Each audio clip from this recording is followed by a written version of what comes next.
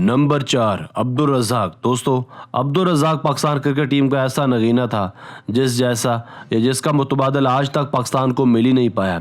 शौकीन क्रिकेट आज भी अब्दुल रज़ाक के बुलंदोबाला छक्कों और मैच विनिंग परफॉर्मेंसेस को बुला नहीं सके। इनकी क्लास और जारहाना मिजाज स्टाइल के तो सभी मोतरफ हैं ही, मगर अफसोस इस बात का भी है कि ये भी मैनेजमेंट और पीसीबी की ज़्यादतियों से नहीं बच पाए। इन्हें चंद अना परस्तों ने अपनी अना की भीड़ चढ़ा दिया। इनकी अभी भी चंद साल क्रिकेट बाकी थी, मगर पर्ची माफिया की नज़र इन पर मेहरबान ना हो सकी, जिस वजह से हम एक टैलेंटेड ऑलराउंडर से महरूम हो गए।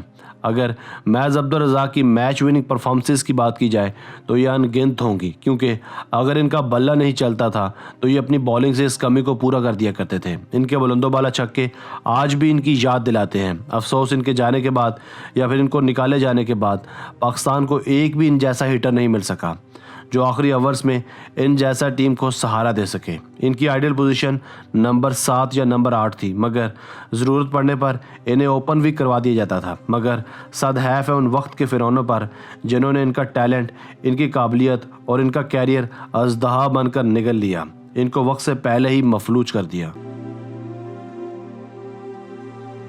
नंबर 3 सईद अजमल। दोस्तों, जब जब मॉडर्न क्रिकेट में ऑफ स्पिन बॉलिंग का राज रहेगा तब तक सईद अजमल को कभी भी नज़रअंदाज नहीं किया जा सकेगा।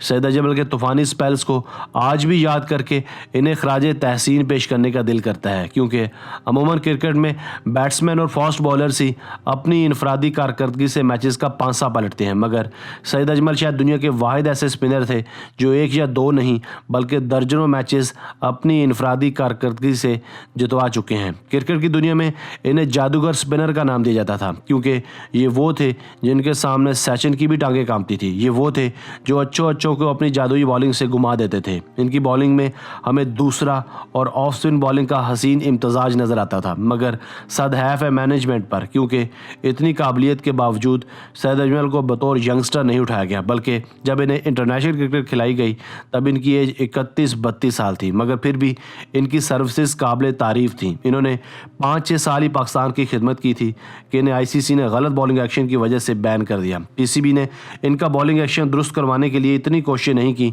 शायद जितनी करवानी चाहिए थी, इसलिए साल 2014 के बाद ये बेज़रर साबित हो गए।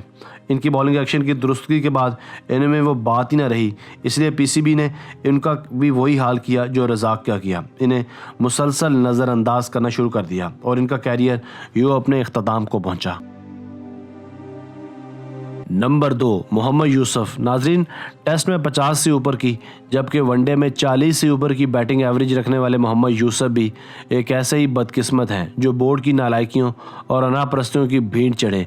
एक दौर था जब मोहम्मद यूसुफ पाकिस्तान मिडल ऑर्डर की जान हुआ करते थे, मगर अफसोस इन्हें वक्त से पहले ही बेजान कर दिया गया।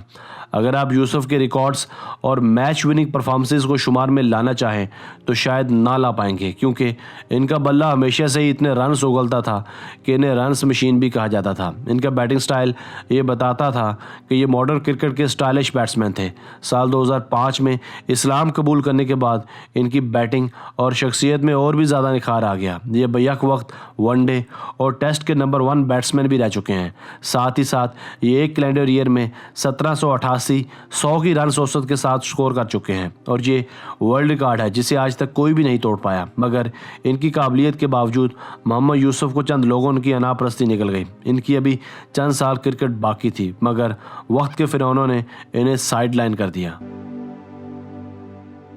नंबर 1 मोहम्मद जाहिद। नाजरीन, क्रिकेट का हुस्न पेस बॉलिंग में छुपा है। मोहम्मद जाहिद पाकिस्तान के एक ऐसे ही अनमोल हीरे थे जिनके बारे में शोएब अख्तर ने भी कहा था कि ये दुनिया के सबसे ज़्यादा तेज़ बॉलर हैं। जी हाँ दोस्तों, गोगू मंडी पंजाब से ताल्लुक़ रखने वाले मोहम्मद जाहिद को अगर आप नहीं जानते तो हम आपको बताते चलेंगे। ये पाकिस्तान के लिए 5 टेस्ट और 11 ओडीआई खेल चुके हैं और पहले ही टेस्ट मैच में 11 विकेट्स भी हासिल कर चुके हैं। मोहम्मद जाहिद की बैड लक ये थी कि जिन मैचेस में उन्होंने बॉलिंग की थी इनमें स्पीड का नहीं थी, वरना शोएब अख्तर के मुताबिक ये इनसे भी ज़्यादा तेज़ बॉलर होते, मगर अफसोस ये अपनी बैक इंजरी की वजह से ज़्यादा नहीं खेल पाए और क्रिकेट से बाहर हो गए।